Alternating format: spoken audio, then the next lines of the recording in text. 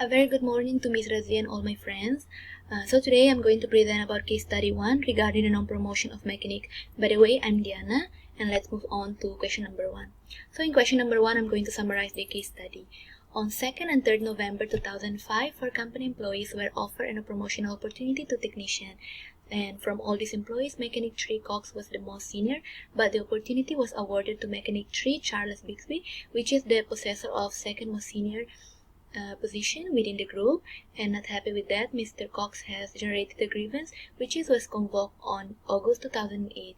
So here we have the Article 6 in which discuss about seniority, vacancies, reassignments, layoffs, and discharge. So we have definition of seniority in 6.1, qualifications in 6.5, company to judge qualification in 6.6, posting a vacancies on 6.7, trial period after promotion on 6.8. Like all of these are the points under the Article 6.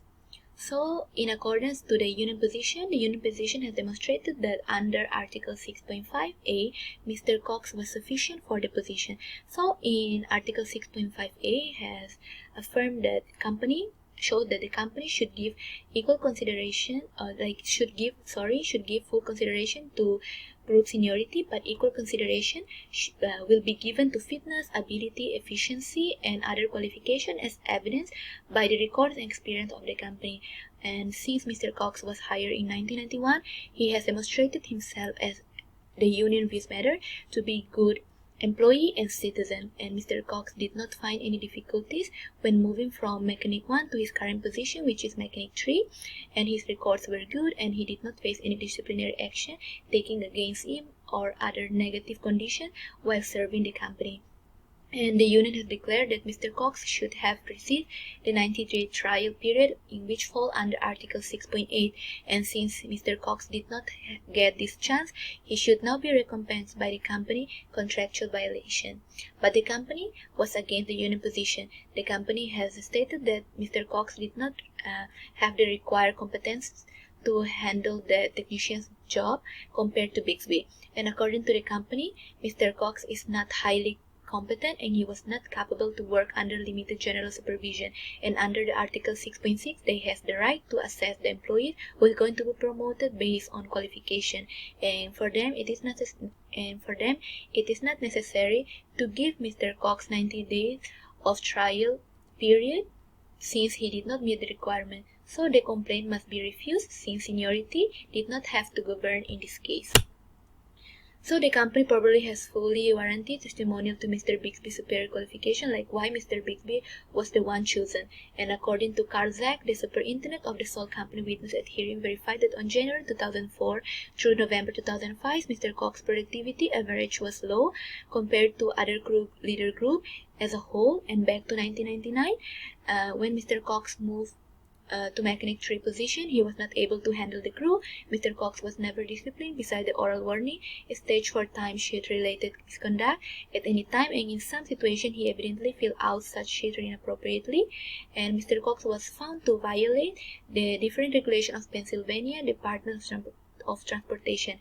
And according to Carl Zach's statement, Mr. Cox got 1 day off in association with an asserted sickness, twice spoken to relatively his way of regulating the timesheet, was spoken once regarding his productivity, and was taken off once from the job by Zach. So from all this, Mr. Cox is not good to be promoted to the technician position. So therefore they were in no way a part of the record in this arbitration if other negative linked themselves to Mr. Cox in his 14 years of working in the company prior to November 2005. But one of the positive manner, Mr. Cox has demonstrated himself as a good employee and citizen, and the company did not defend its argument in a proper manner if Mr. Cox did not meet the requirement of highly skilled and unable to work under limited general supervision in handling the technician position.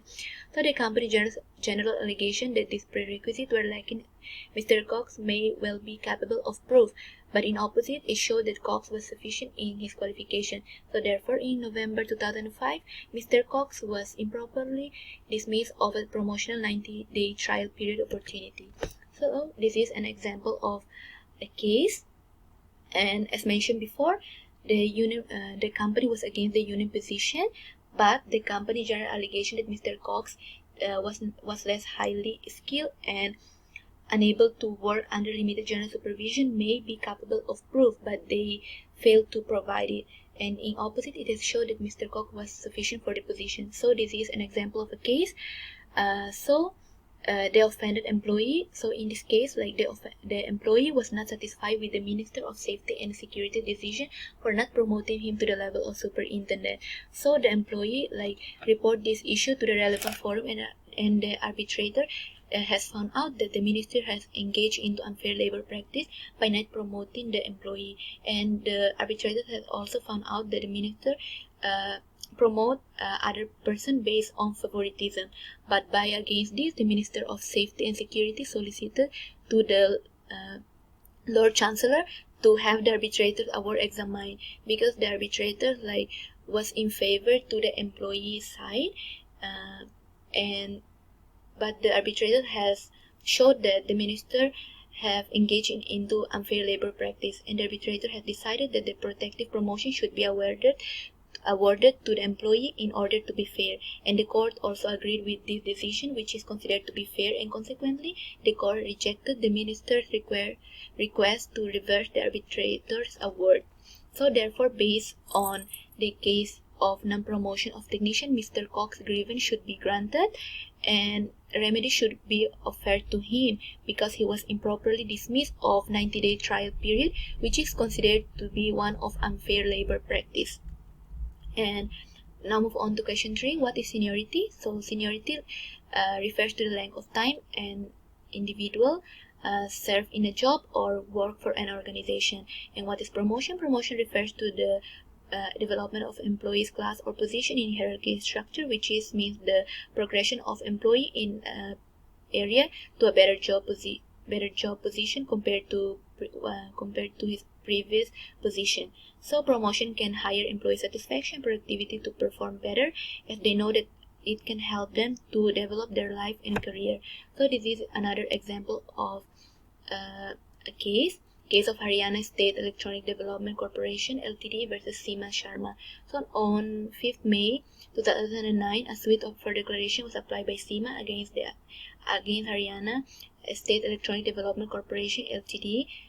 Because Haryana State Electronics and has promoted her 2 colleagues which are junior to her, but this case was looked forward to have been made out before the trial court by Haryana State in order to affirm that its promotion policy is based on the principle of merit cum seniority as written in their statement. So the court has affirmed that there is no issue regarding this grievance taken by Seema.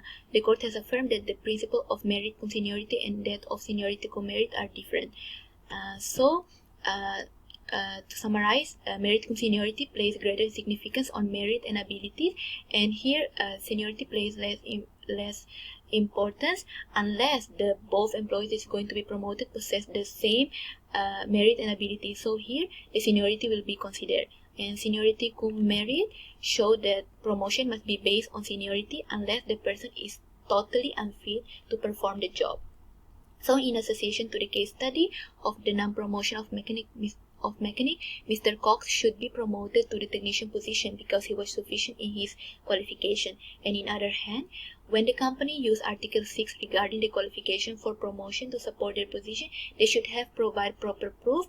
And when they say that seniority does not have to govern in this case, they should take example of Haryana Corporation, stated, provide an statement that the promotion is based on merit cum seniority.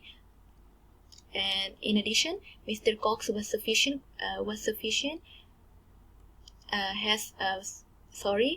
addition, Mr. Cox has sufficient qualification to meet the requirement, but since he did not have the opportunity of being promoted, he should now be recompensed by the company's contractual violation. And in addition, protective promotion can be provided to Mr. Cox as a form of remedy because his promotion, because his opportunity or chance of being promoted has been threatened by the company unfair decision making. That's all. Thank you very much.